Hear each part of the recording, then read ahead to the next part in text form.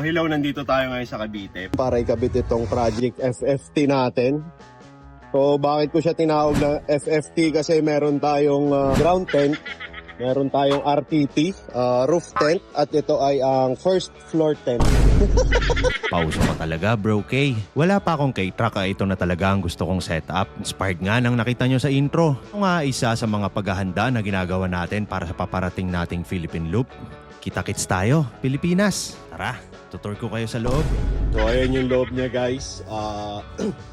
Marami, ito prototype pa lang talaga to. Marami pa tayong pwedeng i-improve dito, like sabitan ng mga ilaw, pwede daw lagyan to ng pockets, pwedeng lagyan ng windows kung gusto nyo for ventilation.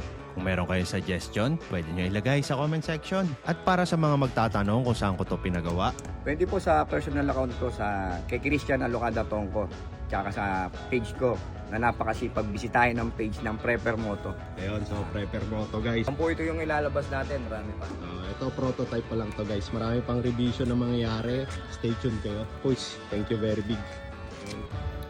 So ayun guys, stay tuned kayo sa update natin dito sa FFT natin, yung project natin with Sir Prep Moto. Iikutin natin to ng mas mabusisi sa next video. Let's go!